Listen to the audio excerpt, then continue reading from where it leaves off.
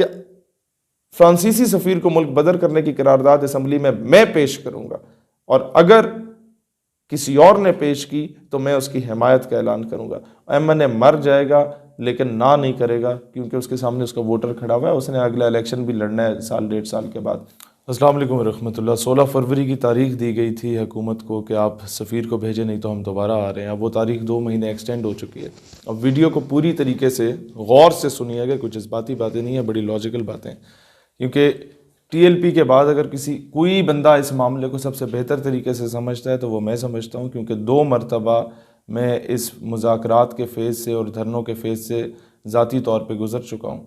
और इन्हीं मामलों में एक 2017-18 के दौर में, 2018 में जब हॉलैंड में गुस्ताखाना खाके शाये हुए थे, तो उस वक़्त हम लोग निकले थे, इमरान खान हल्फ उठा रहा था और हम लोग निकले, रेड जोन में घुसे, और पहली करारदाद हमारे वहाँ बाहर धरने के दौरान जब असम्बली में पहली करारदाद पेश हुई तो वह हॉलैंड में गुस्ताखाना खाकों को के मजम्मत की करारदाद पेश हुई। मामला इंटरनेशनलाइज हो गया और हम लोग वहाँ से मुज़ाकरात करके उठे, गए थे कि जी आप सफ़ीर को भिजवाएं। अब ज़ाहिर है कुछ आपको नेगोशिएट करना होता है, कुछ गवर्नमेंट को करना होता है, और हम इस मामले पे उठे कि गवर्नमेंट इस मामले को OIC और UN में उठाएगी। वो हमें कामयाबी मिली, OIC में भी उठा, UN में भी उठा। जो पाकिस्तान एक गरीब मुल्क है, जो कर सकता था वो उसने किया। कि दूसरा एहतजाज जो हम लोगों ने किया वो फ्रांसीसी सफ़ीर को मुल्क बदर करने के लिए इस 12 रबीउल अव्वल को TLP के एहतजाज से 3 हफ्ते पहले हम लोगों ने एहतजाज किया, धरना दिया। और उस वक़्त क्या हुआ कि हम पे शेलिंग हुई। शेलिंग होने के बाद मामला मीडिया पे उठा, इंटरनेशनल मीडिया हमने कॉल ऑन किया हुआ था, और इंटरनेशनलाइज हुआ मामला, अल जज़ीरा पे चला, BBC पे चला, उसके अलावा मतलब दुनिया के तकरीबन हर इंटरनेशनल मीडिया पे चला। और जो हमारे तरफ से जिम्मेदारी आयद थी वो ये थी कि आपने इस मामले को दुनिया के सामने ये रखना है कि पाकिस्तानी कौम मुर्दा ज़मीर कौम नहीं है, या मुसलमान मुर्दा नहीं हो गया कि अपने नबी अलैहिस्सलाम के मामले में वो बिल्कुल ही खामोश बैठ जाए। तो मुसलमान उठा, उसने डंडे भी खाए, रबड़ बुलेट्स भी खाई और शेलिंग भी खाई। वो अलग मामला है, ये बयान नहीं किया जा सकता कि हमें सांस आ भी नहीं रही थी। हम लोग सारे जिस तरीके से वो पले बड़े हैं और जिस माहौल में पले बड़े हैं, उसके बाद ये सारा कुछ देखना ये बड़ा मुश्किल काम होता है। अब मामला इंटरनेशनलाइज भी हो गया, दुनिया को भी पता चल गया कि जी ये कोई इस तरह की गुस्ताखी हुई है, और उस पर पाकिस्तान करते अमल बड़ा अच्छा है पाकिस्तान की आवाम का। अब मामला ये था कि या आपने अपनी स्टेट के साथ लड़ाई करनी थी, 2-4 पुलिस वाले मारने थे, 12-14 अपने बंदे आप लोगों ने मरवाने थे, या आप खामोशी से उठ के बॉल जो है वो गवर्नमेंट की कोर्ट में जाके फेंक आएँ कि जनाब हमारी जिम्मेदारी पूरी हुई, अब आप इस मामले को पूरा करें। अब गवर्नमेंट ने हमसे कहा कि मामला हम लोग असम्बली में उठाएंगे। उस वक्त तो हम पे बड़ा एतराज़ हुआ, और हमारी जो शूरा थी स्टेट यूथ पार्लियामेंट की, उसने कहा कि जनाब लोग क्या कहेंगे। मैंने कहा लोग भाड़ में जाएं, लोग क्या कहेंगे। मैं अपनी कौम को अपनी रियासत के साथ लड़वा दूं, मैं इतना बड़ा बेगैरत नहीं हूं कि अपनी लीडरी चमकाने के लिए काम करूं। हम हुजूर अलैहिस्सलाम के लिए आए थे, जो मामला हमने उठाना था वो हम लोग उठा चुके हैं। अब खामोशी से यहाँ से आप लोग उठें। गवर्नमेंट की कोर्ट में अभी बॉल है, उसने हमसे वादा किया है, अब वो उठाती है मामले को या नहीं उठाती, ये गवर्नमेंट और अक़वाम आलम या आलम इस्लाम का मामला हो गया। अच्छा, अब सवाल ये पैदा होता है, जो लोग अभी ये कह रहे हैं कि जी TLP कोई पैसे लेके उठ गई है, TLP जो है वो नेगोशिएट कर गई, उनका भी यही मामला है कि वो क्या अपने वर्कर को उठा के रियासत से लड़वा देते। रियासत तो पहले हुकूमतें जो हैं वो बेवकूफ़ी कर चुकी हैं। हज़ारा किलिंग के मामले में एक तबके को मुल्क से नाराज़ कर चुकी हैं, फिर ये ऐसे ढगे हैं कि इन लोगों ने लाल मस्जिद ऑपरेशन करके दूसरे तबके को मुल्क से नाराज़ कर दिया। अब इनकी ये कोशिश है कि जो तीसरा तबका इस मुल्क का 70-80% है उसको भी रियासत से लड़वा के एंटी स्टेट कर दो, या उसको जो है बागी बना दो। और तो फिर जब आप पे मुश्किल वक्त आएगा तो फिर शहादतें देने के लिए यही लोग होते हैं जो खाइयाँ बेलचे लेके अपने सीने लेके बॉर्डर पे हाजिर होते हैं। खैर, ये हुकूमत की आप समझें कि फेलियर है कि वो ये काम अगर नहीं कर पाती। अब जो सबसे बड़ी कामयाबी आप लोग समझे, ये अवाम नहीं समझती, वो कहती है बस 16 से एक दिन लेट हो गए तो भाई हम पता नहीं क्या हो जाएगा, मर जाएंगे। नहीं होगा भाई। आप मुझे ये बताएं ना, अगर ये मामला इतना आसान होता तो हम लोग जो उठे थे या TLP जो उठी थी, हम लोग से पहले ये बाकी सारी मजहबी जमातें इस्लाम के जो ठेकेदार बने फिर रहे हैं, या बाकी जितने भी सियासी लोग जो रियासत मदीना के नारे राग अलाप रहे हैं, वो लोग उठ चुके होते और सफ़ीर को भिजवा चुके होते। It's hell lot of a difficult task. लेकिन यहाँ पर टेक्निकली क्या 2-3 पॉइंट्स थे जो TLP को करने चाहिए थे। हमारे दोस्त हैं, भाई हैं, और ये मशवरा मैं पब्लिक में इसलिए दे रहा हूँ ताकि पब्लिक को भी समझ आए कि भाई टेक्निकलिटीज़ क्या होती हैं, वो सिर्फ जज्बाती नारे नहीं होते।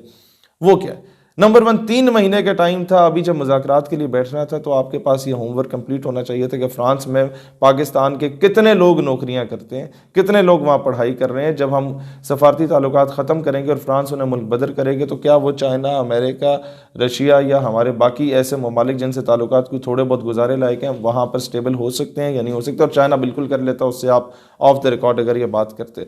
नंबर 2, फ्रांस के साथ जो हमारे दिफाई मामलात या बाकी मामलात चल रहे हैं उसमें कौन सी ऐसी डेवलप्ड कंट्रीज़ हैं दुनिया की जिनके साथ हम लोग वो फला चीज़ों के इंजन्स ले सकते हैं? मैं इनडायरेक्टली बता रहा हूँ, आपको कोई मसला नहीं था। हमारे ये इदारों में सारे काफिर नहीं बैठे हुए होते, यहाँ पर बड़े दर्द दिल रखने वाले हुजूर के इश्क में लबरेज ऑफिसर्स भी मौजूद होते हैं।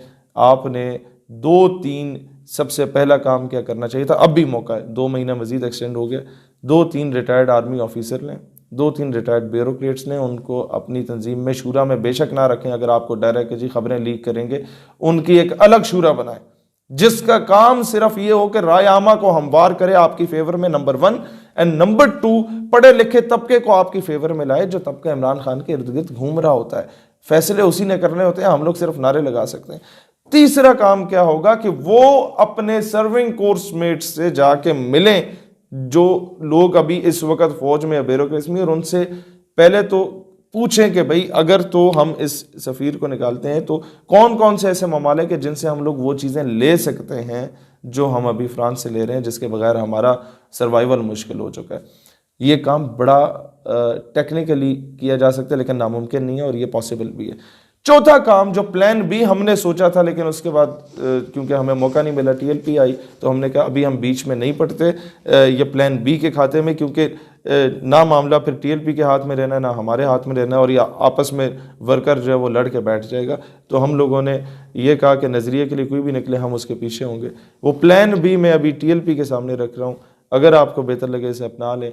हम लोगों ने खैरी अपने लिए रखा हुआ है, वो ये है कि अगर अभी अप्रैल की जो तारीख आपको दी गई है उसमें भी गवर्नमेंट ये कहती है कि जनाब शायद पॉसिबल ना हो, हम लोग मर जाएंगे, भूखे हो जाएंगे, तो आपके सबसे आसान काम ये है, असम्बली में तो मामला अभी भी जा सकते हैं, एक एमएनए से आप जाके मिलने वो असम्बली में करारदाद पेश करे हो सकता है। लेकिन उसके लिए होमवर्क क्या है?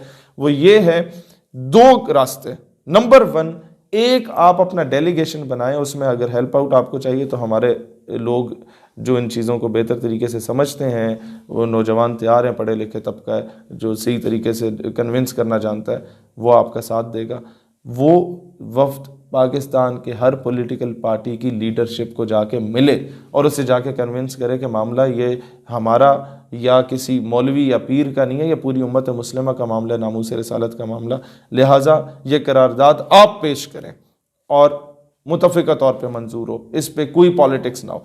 एंड नंबर 2 ये है कि आप एक जुम्मे का दिन रखें जिसमें आप ऐलान करें कि इस जुम्मे को, जुम्मे की नमाज के बाद हर बंदा अपनी मस्जिद का जुलूस लेके अपने एमएनए के घर के बाहर जाएगा और वहां जाके एहतजाज करेगा। इस पर ना कोई पर्चा होगा, ना कोई फोर्थ शेड्यूल होगा, ना कोई और मामला होगा। अपने हल्के की आवाम अपने ही एमएनए के पास जा रही है, हर पार्टी का वर्कर अपने एमएनए के पास जा रहा है और स्टाम्प पेपर लेके जा रहा है जिस पे वो ये लिखा होगा कि फ्रांसीसी सफीर को मुल्क बदर करने की करारदाद असम्बली में मैं पेश करूंगा, और अगर किसी और ने पेश की तो मैं उसकी हिमायत का ऐलान करूंगा।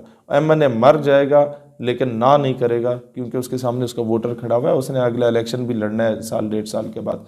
तो इस तरीके से आप 350 में से 150-200 एमएनएस के सिग्नेचर्स यूं ले सकते हैं और बाकी जो 100-150 बंदे हैं वो उन एमएनएस को आप कन्विंस कर सकते हैं, और बाकी जब हवा क्रिएट होगी तो हर बंदे ने आपका साथ देना है। अदरवाइज जो रूलिंग पार्टी है वो तो कभी ये काम नहीं करेगी क्योंकि उसने इंटरनेशनल सतह पे अपने आप को महदूद नहीं करना, और ऑपोजिशन पार्टी इसलिए ये काम नहीं करेंगी पीपल्स पार्टी और पीएमएलएन क्योंकि उन्होंने अगली गवर्नमेंट में आना है। उन्हें अमेरिका अपने बूट पॉलिश करने का 5 साल का मौका नहीं फराम करेगा अगर वो इस तरह की करारदाद पेश कर लेते हैं। उसके लिए आपको एमएनएस को डायरेक्ट अप्रोच करना होगा अवाम के जरिए और लीडरशिप को अपनी शूरा के जरिए।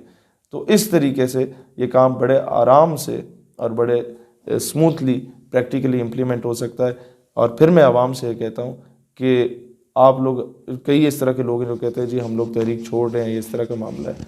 मैं उनसे भी कहता हूँ कि मैं तहरीक का खैर ख्वाह ज़रूर हूँ, मेंबर नहीं हूँ, लेकिन एक बात मैं हमेशा कहता हूँ कि तहरीक उन तमाम जमातों से लाख गुना बेहतर है, उन बड़े बड़े गदी नशीनों और मौलवियों से लाख गुना बेहतर है जो झुग्गियों में घुस के बैठे हुए हैं। कम से कम ये मैदान में निकले तो हैं, कम से कम इन लोगों ने मामला इंटरनेशनलाइज तो किया है। तो कोई भी बंदा इस तरह का काम करता है किसी भी मकतब फ़िक्र का, अगर उसका साथ नहीं दे सकते तो उसकी राह में रुकावट ना बना करो।